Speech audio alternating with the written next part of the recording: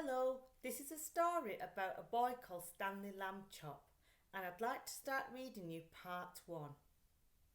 The title of the book is Flat Stanley, and the author is Jeff Brown.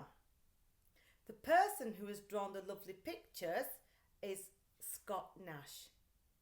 On the back, we have some information about the story, and that is called the blurb. And it says, amazing things can happen when you're flat. Stanley Lambchop is just a normal, healthy boy. But since a large notice board fell on him, he's been only half an inch thick. Stanley gets rolled up, sent in the post, flown like a kite, and helps catch two dangerous art thieves. He may be flat, but he's a hero.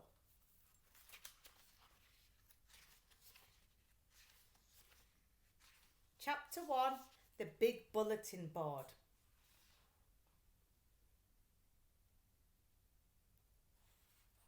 Breakfast was ready. I will go and wake the boys, Mrs. Lambchop said to her husband, George Lambchop. Just then, their youngest son Arthur called from the bedroom he shared with his brother Stanley. Hey, come and look, hey! Mr. and Mrs. Lambchop were both very much in favour of politeness and careful speech. Hey is for horses, Arthur, not people, Mr. Lambchop said as they entered the bedroom. Try to remember that. Excuse me, Arthur said, but look! He pointed to Stanley's bed. Across it lay the enormous bulletin board that Mr. Lambchop had given the boys at Christmas. He gave it them so they could pin up their pictures and messages and maps. It had fallen during the night on top of Stanley. But Stanley was not hurt. In fact, he would have still been sleeping if he had not been woken by his brother's shout. What's going on here? He called cheerfully from beneath the enormous board. Mr. and Mrs. Lambchop hurried to lift it from the bed.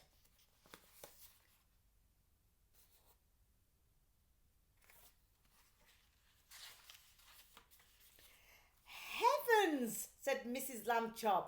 Gosh, said Arthur, Stanley's flat. As a pancake, said Mr. Lambchop. Darnest thing I've ever seen. Let's all have breakfast, Mrs. Lambchop said. Then Stanley and I will go and see Dr. Dan and hear what he has to say. The examination was almost over. How do you feel? Dr. Dan asked. Does it hurt very much? I felt sort of tickly for a while after I got up, Stanley Lambchop said, but I feel fine now. Well, that's mostly how it is with these cases, said Dr. Dan. We'll just have to keep an eye on this young fellow, he said, when he had finished.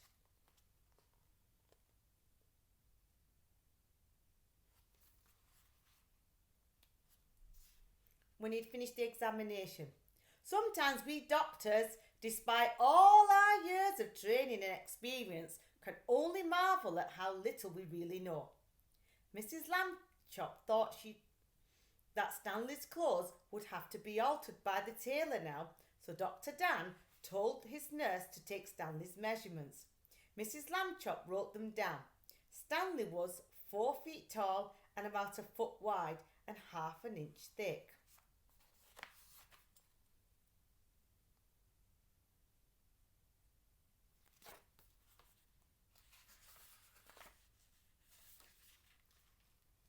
Chapter 2, Being Flat. When Stanley got used to being flat, he enjoyed it. He could go in and out of rooms, even when the door was closed, just by lying down and sliding through the crack at the bottom. Mr. and Mrs. Lambchop said it was silly, but they were quite proud of him. Arthur got jealous and tried to slide under a door, but he just banged his head. Being flat could also be helpful, Stanley found. He was taking a walk with Mrs. Lambchop one afternoon when her favourite ring fell from her finger. The ring rolled across the pavement and down the bars of a grating that covered a dark, deep shaft. Mrs. Lambchop began to cry. I have an idea, Stanley said. He took the laces out of his shoes and an extra pair out of his pocket and tied them all together to make one long lace. Then he tied the end of that to the back of his belt and gave the other end to his mother. "Lower me," he said, "and I will look for the ring." "Thank you, Stanley," Mrs. Lambchop said.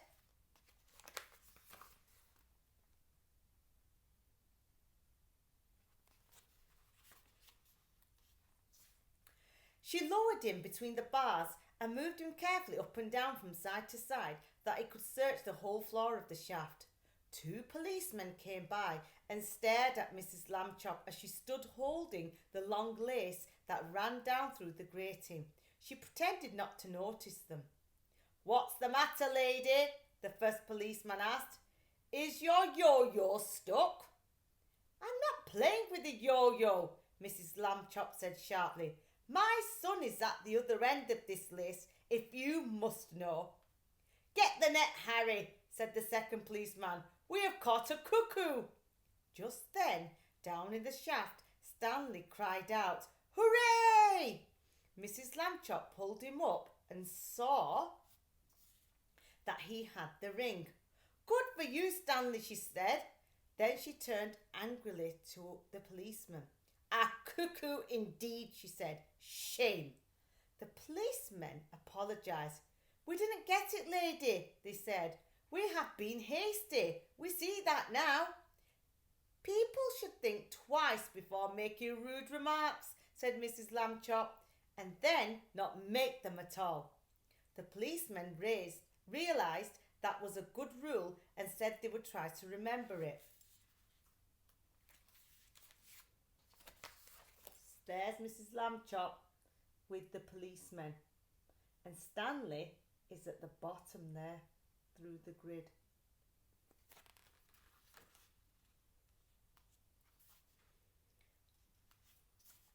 One day, Stanley got a letter from his friend Thomas Anthony Jeffrey, whose family had moved recently to California. California is in America.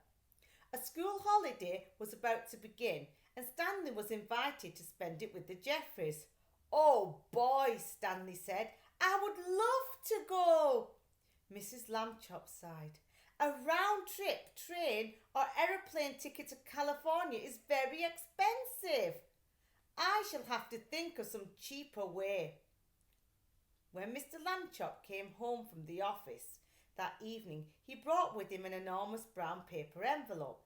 "Now then, Stanley," he said, "try this for size." The envelope fitted Stanley very well.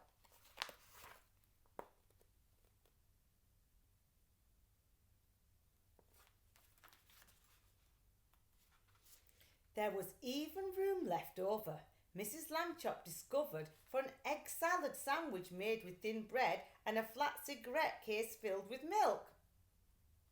They had put a great many stamps on the envelope to pay for both airmail and insurance, but it was still much less expensive than a train or aeroplane ticket to California would have been. The next day, Mr. and Mrs. Lambchop slid Stanley into his envelope, along with the egg salad sandwich and the cigarette case full of milk, and mailed him from the box on the corner. The envelope had to be folded to fit through the slot, but Stanley was a limber boy, and inside the box he straightened up again. There he is, being posted in a letterbox. Mrs. Lambchop was nervous because Stanley had never been away from home alone before. She rapped on the box. "Can you hear me, dear?" she called. "Are you all right?" Stanley's voice came quite clearly. "I'm fine. Can I eat my sandwich now?" "Wait an hour and try not to get overheated, dear," Mrs. Lambchop said. Then she and Mr. Lambchop cried out, "Goodbye, goodbye," and went home. Stanley had a fine time in California. When the visit was over, the Jeffreys returned him in a beautiful white envelope they had made themselves. It had red and blue markings to show that it was airmail, and Thomas Jeffrey had lettered it "valuable" and "fragile," and this end up on both sides. Back home, Stanley told his family that he had been handled so carefully he never felt a single bump. Mr. Lambchop said it proved that jet planes were wonderful, and so was the post office department, that this was a great age in which to live. Stanley thought so too. Stanley the Kite. Mr. Lambchop had always liked to take the boys off with him on Sunday afternoons to a museum or roller skating in the park, but it was difficult when they were crossing streets or moving around in crowds. Stanley and Arthur would often be jostled from his side, and Mr. Lambchop worried about speeding taxis or that hurrying people might accidentally knock them down.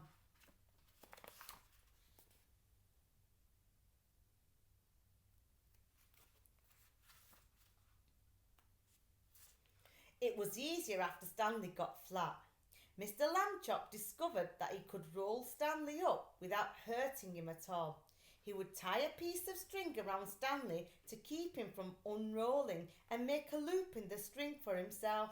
It was as simple as carrying a parcel, and he could hold on to Arthur with the other hand. Stanley did not mind being carried because he had never much liked to walk. Arthur didn't like walking either, but he had to. It made him mad. One Sunday afternoon in the street, they met an old college friend of Mr. Lambchop's, a man he had not seen for years. "Well, George, I see you have brought some wallpaper," the man said. "Going to decorate your house, I suppose." "Wallpaper?" said Mr. Lambchop.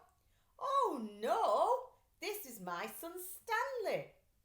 He undid the string and Stanley unrolled. "How do you do?" Stanley said. "Nice to meet you, young fella," said the man. He said to Mr. Lambchop, "George, that boy is flat." "Smart too," Mr. Lambchop said. "Stanley is third from the top in his class at school." "Whee!" said Arthur. "This is my younger son Arthur," Mr. Lambchop said, "and he apologises for his rudeness." Arthur could only blush and apologise. Mrs. Lambchop rolled Stanley up again and they set out for home. It rained quite hard while they were on the way. Stanley, of course, hardly got wet at all, just around the edges, but Arthur got soaked. Late that night, Mr. and Mrs. Lambchop heard a noise out in the living room. They found Arthur lying on the floor near the bookcase.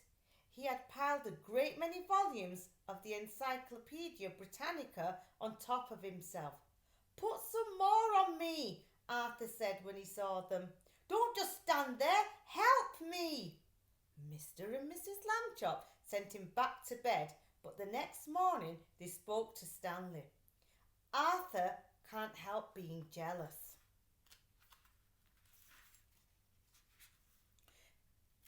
Be nice to him. You're his big brother after all.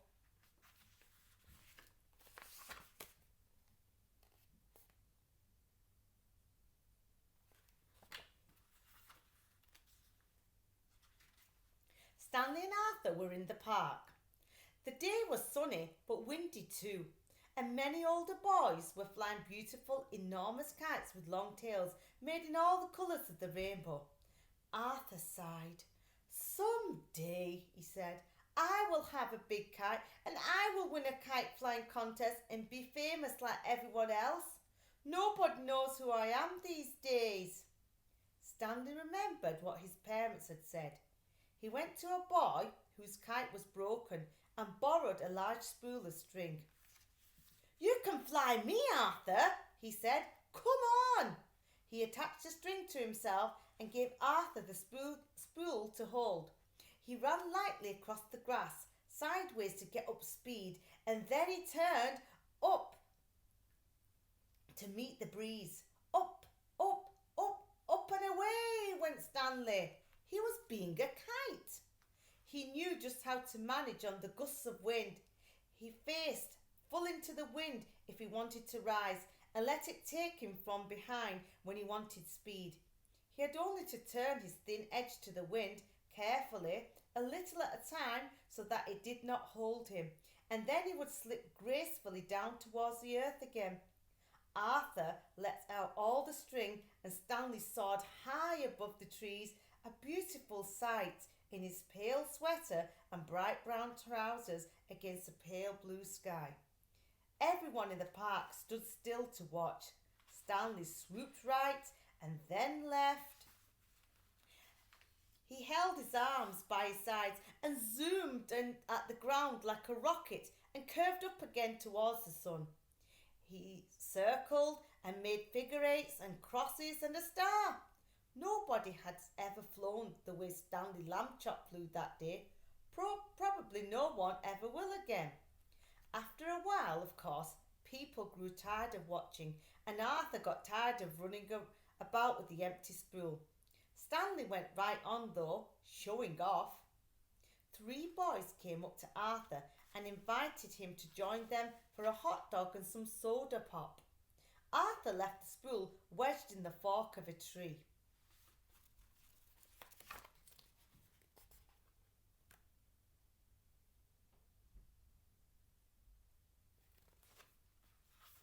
He did not notice he was eating the hot dog, that the wind was blowing the string and tangling it about the tree. The string got shorter and shorter, but Stanley did not realise how low he was until leaves brushed his feet, and then it was too late.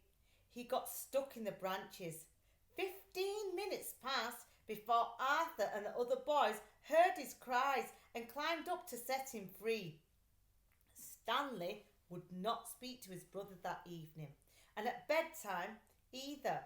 Even though Arthur had apologised, Stanley was still cross. Alone with Mr. Lambchop in the living room, Mrs. Lambchop sighed and shook her head. "Oh, you're at the office all day having fun," she said. "You don't realise what I go through with the boys. They're very difficult." "Kids are like that," Mr. Lambchop said. "They go through phases. Be patient, dear."